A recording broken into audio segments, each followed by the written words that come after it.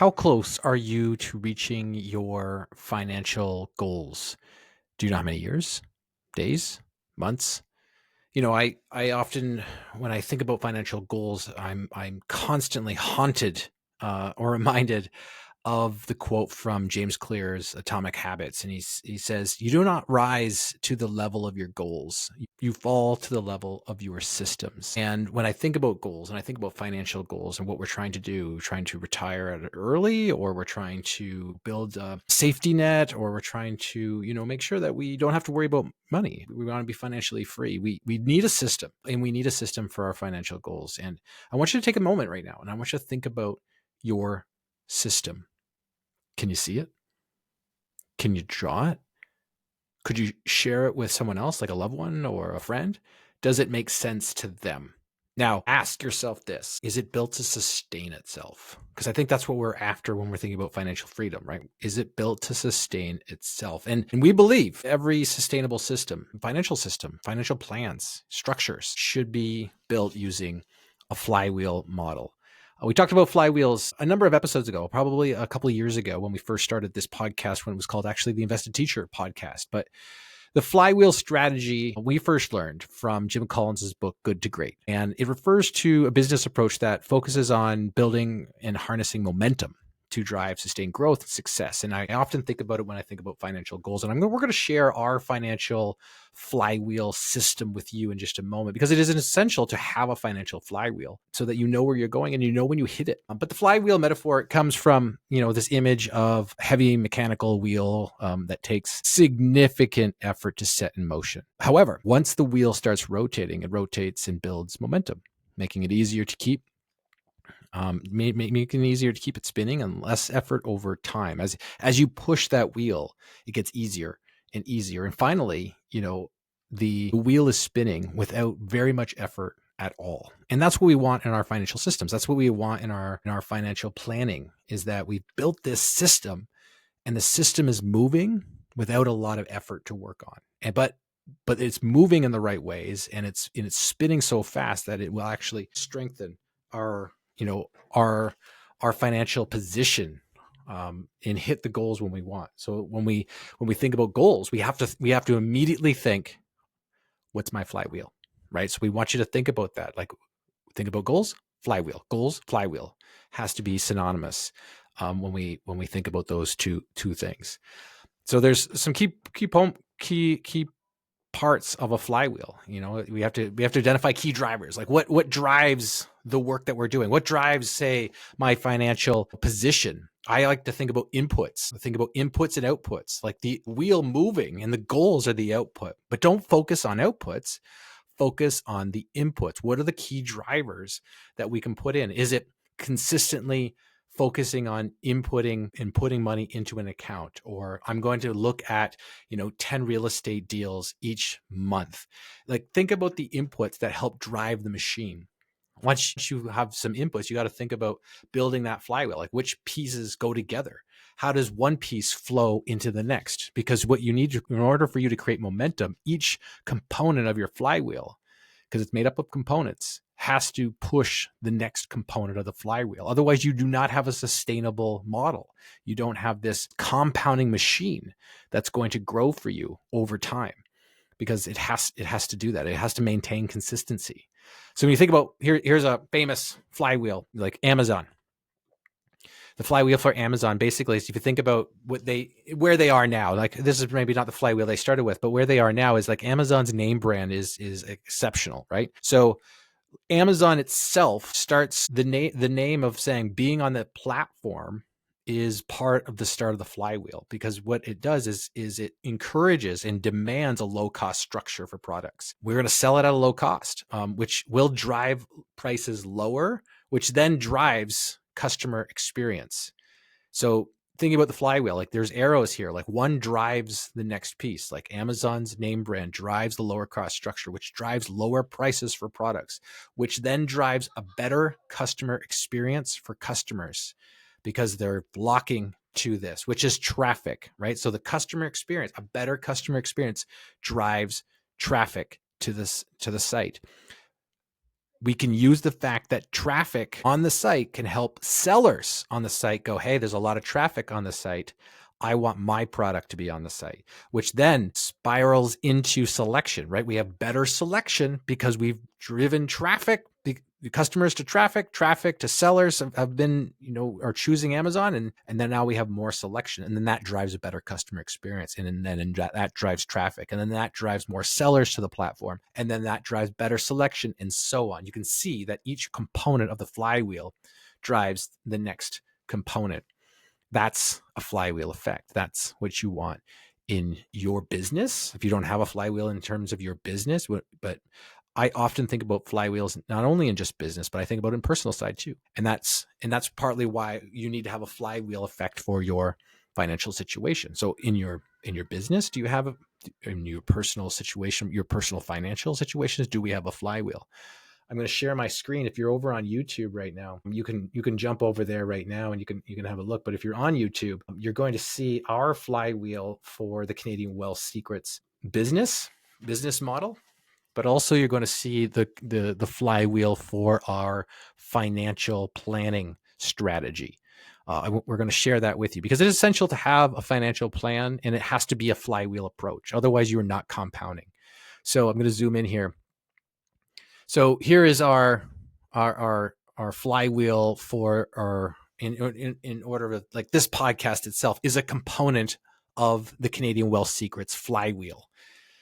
The way that our flywheel is really based off success stories and key learning, like education and learning and success. So when we think about, we consolidate success stories, we consolidate key learnings that we've had with meetings. And then what we do is that drives the next component of our business flywheel, which says we share educational stories. After we've consolidated them, we share them here on the podcast, we share them on YouTube, we share them on email, we share them in social media. Like, we share stories and get the education into your ears and your eyes. Sharing for us is a way for us to meet qualified people like yourself, contacts who are looking to solve the same problems we're looking to solve for you, and provide, say, education. Like, we meet with qualified people because of the sharing that's happening here. And we provide education, we provide value, and eventually what we do is we provide a structure for your financial acceleration. That structure allows us to create lifelong clients. We've got lifelong clients because of the structures we've provided them to allow them to have cash flow in their business when they maybe not have. We've allowed them to utilize tax-free efficient strategies that they may have missed out on. We've created lifelong clients, which then allows us, again, drives the next component in the flywheel, which is we can consolidate those stories and those key learnings that we've had from our clients so that we can then share them back to the podcast here and share them on YouTube and share them in our email. And then we can meet new people to do the same thing with.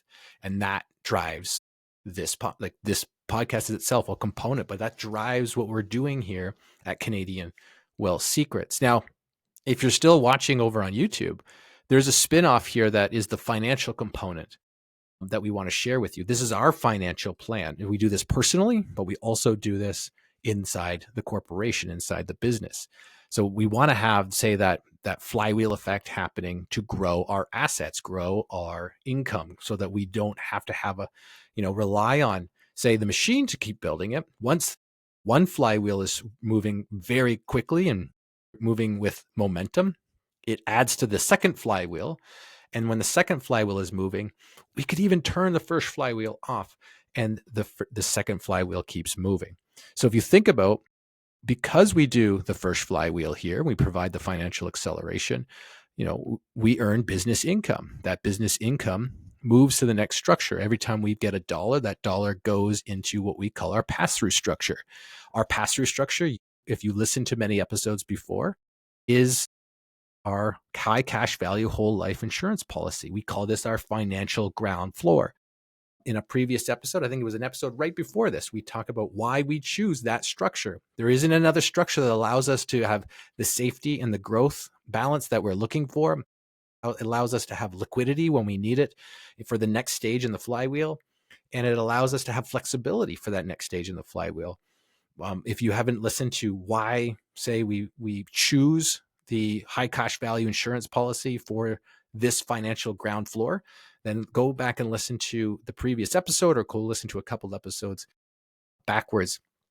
As if there was another structure that wasn't insurance, we would choose that, as long as it allowed us to have the balance between the safety and the growth, so that we could then fuel the next stage of the flywheel. So the next stage of the flywheel is every dollar that goes into that structure comes out of that structure in form of leverage. We use that leverage to buy income producing assets. That's the next stage of the flywheel. We look for the 3 silver bullets. Real estate allows us to have the 3 silver bullets. So when we're looking for real estate deals, we're looking for, can we get appreciation? Can we get cash flow? Can we get equity? We get all of those with real estate when we find the right deal. It's important for us to find income producing assets. So every dollar that goes into this machine goes through the pass-through structure, which allows us to basically create 2 uses for the same dollar. It's inside the pass-through structure, growing safely, and it grows. It never goes backwards. And then we use that same dollar, or leveraged against that same dollar, to buy income producing assets like real estate.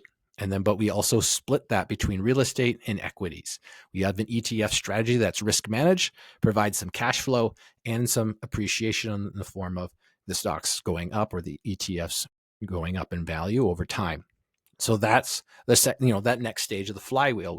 Dollar comes into the business, goes into the pass-through structure so that we can have 2 uses to the same dollar, goes into the income producing asset. Since it produces income in that asset, that income, that's not the next move. It's all of a sudden that goes in our pocket. That next move we use that income from those income producing assets to lower the leverage or reduce the leverage from the leverage amount from the pass-through structure. So basically we pay back the leveraged amount, which then now basically gives us a free asset once that leverage is paid off. That in itself puts more business income in our pocket. And all of a sudden we've got a flywheel approach, right? Dollar comes in, goes into the pass-through structure, 2 uses of the same dollar, buy an income producing asset.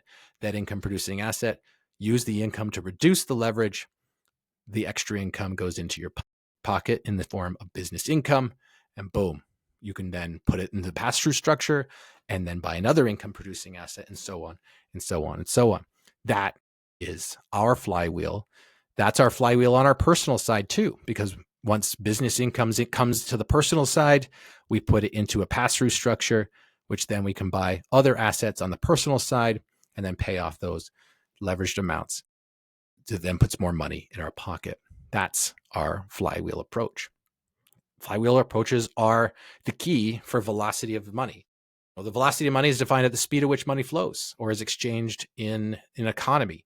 And when you have a high speed or high change of money, that economy is booming. Like, we want to speed up the velocity of our money. And that's why we use a flywheel approach.